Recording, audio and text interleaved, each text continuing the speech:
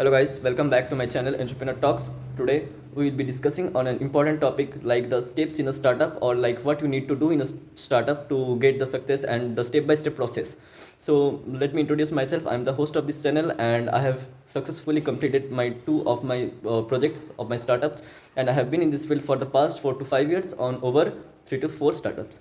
So step number one, validate the idea and research the market. I mean, you need a huge research for the idea that you are doing with. I mean, before you invest a huge amount of the money, ensure that there are audience for your solution. I mean, there are the people who will take your solution, who will intake your solution. I mean, take a look over there, like research over there, like how many people are there, and identify the specific pain point where you need to focus more. मतलब जैसे कि मैं आपको बोलूँ, आपको आप किसी भी एक चीज़ पे आप काम कर रहे हैं, किसी भी एक टॉपिक पे आपको देखना पड़ेगा उसका मेन पेन पॉइंट कौन सा है और आपका कस्टमर कैसा है, आपको कैसा कैसा करके वो फोकस करना पड़ेगा कि आपको कस्टमर को बेनिफिट हो रहा है, मतलब रियल टाइम सोल्यूशन आपको करना पड़ेगा। ओके, और दूसरी बात क्या है, इस पॉइंट के अंदर आपको कॉम्पिटिटर एनालाइज करना पड़ेगा, आपको थोड़ा सा यूनिक रहना पड़ेगा आपका कॉम्पिटिटर से, जैसे कि आप अपना कॉम्पिटिटर को बीट कर पाएंगे। मतलब कस्टमर आपको क्यों चूज़ करेगा, कुछ ना कुछ ज़्यादा आपको करना पड़ेगा या फिर कुछ ना कुछ यूनिक करना पड़ेगा जो कि कस्टमर को लगेगा उसके लिए वो ज़्यादा बेनिफिशियल होगा आपका साथ काम करना।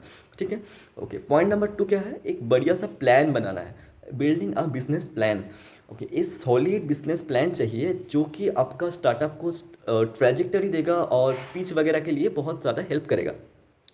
तो उसके लिए आपको क्या करना पड़ेगा, आपको मार्केट साइज देखना पड़ेगा, मतलब टोटल एड्रेसेबल मार्केट कितना है, मतलब TAM जिसको कहते हैं, और सर्विसेबल अवेलेबल मार्केट कितना है, मतलब आप उस मार्केट पे काम करके कितना सब सर्विसेबल ऑब्टेन कर सकते हैं। समझ रहे हो ना मैं क्या बात करना चाहता हूँ, मतलब आपका मार्केट में टोटल रेवेन्यू कितना है, टोटल मार्केट कैपिटल कितना है, वो आपको पहले देखना पड़ेगा। ठीक है, ओके। आपका बिजनेस का जो मॉडल है उसको बारे में आपको प्लान करना पड़ेगा, उसका प्राइस जो है, प्रोडक्ट वगैरह, उसका रेवेन्यू जो भी है वो सब आपको पहले प्लान करना पड़ेगा।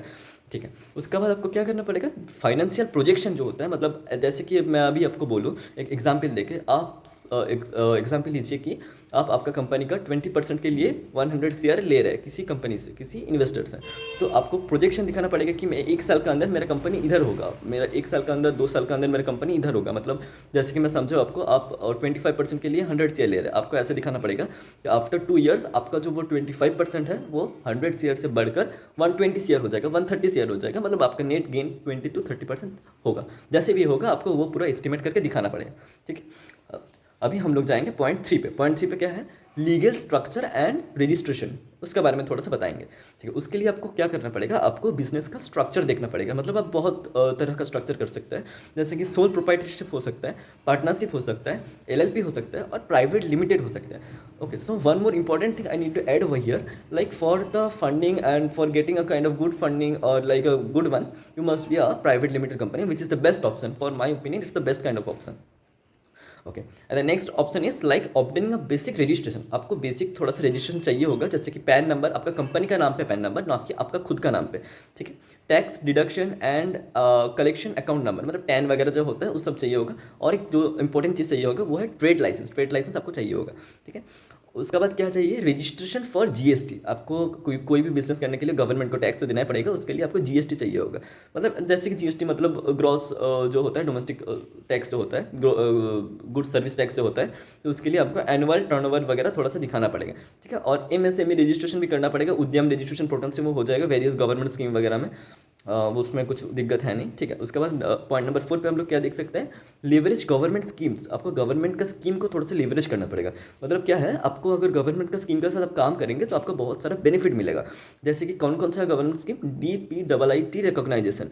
इसमें आपको क्या करना पड़ेगा, स्टार्टअप इंडिया पोर्टल पे जाके आप लोग अपना अपना रजिस्ट्रेशन करवा सकते हैं। तो कि आपको क्या मिलेगा, टैक्स एक्सटेम्पशन मिलेगा, सेल्फ सर्टिफिकेशन सर्टिफाई मिलेगा कि लेबर एंड एनवायरमेंटल लॉज फर्स्टर। ठीक है, और बाकी जो आपका प्रोसेस रहेगा वो थोड़ा सा फास्ट हो जाएगा। ओके, और उसके बाद आप और एक गवर्नमेंट का चीज़ है, मतलब गवर्नमेंट का अपना स्कीम है, उसका क्या है, सीड फंडिंग है। सीड फंडिंग क्या है, startup India seed funding scheme है, जिसके लिए आपको अर्ली स्टेज कैपिटल मिल सकता है, वो मैं आपको बता दूंगा अपना। मैं और एक चीज़ मैं ऐड ऑन करना चाहता हूँ, मैं इसके बाद सीरीज स्टार्ट करने वाला हूँ, मतलब हर एक स्टेप को मैं बढ़िया से समझाऊंगा।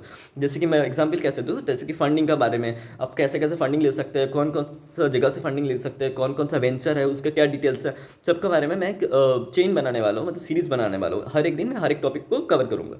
ठीक है। उसके बाद क्या है, फंडिंग एंड स्केल। आपको फंडिंग मतलब स्केल करने के लिए तो फंडिंग का ज़रूरत पड़ेगा ही, तो उसके लिए आपका पास 3 रास्ता है। 3 रास्ते में क्या है, पहली रास्ता है बूटस्ट्रैपिंग। बूटस्ट्रैपिंग मतलब आपको इनिशियली खुद से फंडिंग करना पड़ेगा, वो थोड़ा सा मुश्किल हो सकता है। अच्छा, नेक्स्ट स्टेप क्या है, इन्वेस्टर। इन्वेस्टर ये मेरे लिए बहुत बढ़िया लगता है, बहुत ही ज़्यादा बेहतरीन है, क्योंकि हम लोगों के लिए जो अभी पहले स्टार्ट कर रहे हैं उन लोगों के लिए बहुत बढ़िया ही है। इसमें क्या होता है, आप एंजल इन्वेस्टर से या फिर वेंचर कैपिटल वीसी फर्म से आप इन्वेस्टिंग के लिए पिच बनाना पड़ता है। जो भी डिटेल्स होगा वो गवर्नमेंट का जो भी होता है, मतलब रजिस्ट्रेशन वगैरह, पैन वगैरह वो सब चाहिए होता है, जीएसटी चाहिए होता है, पिच बनाना पड़ता है, प्रोजेक्शन बनाना पड़ता है, जो भी है मैं आपको वो सब गाइड कर दूंगा अलग से एक वीडियो में, ठीक है। और उसके बाद क्या करना पड़ेगा, एक मिनिमम वाइबल प्रोडक्ट के आपका बारे में बताना पड़ेगा, मतलब MVP होता है उसको बनाना पड़ेगा।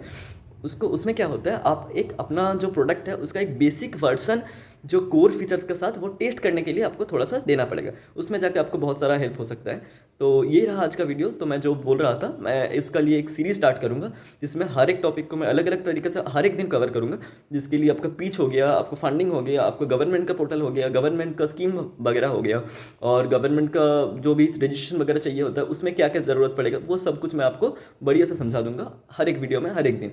तो सीरीज़ में स्टार्ट कर रहा हूँ आज से। आज का हम लोग का था ओवरऑल बेसिक्स था, और डे 2 कल के लिए आप लोग मेरे को फॉलो कर सकते हैं, और हम लोग एक ग्रेट बढ़िया फैमिली बनाएंगे। So again welcome to my channel, please hit the subscribe button, will be making great of the great family of startups and entrepreneur. Thank you guys, let's meet in the next video, bye bye.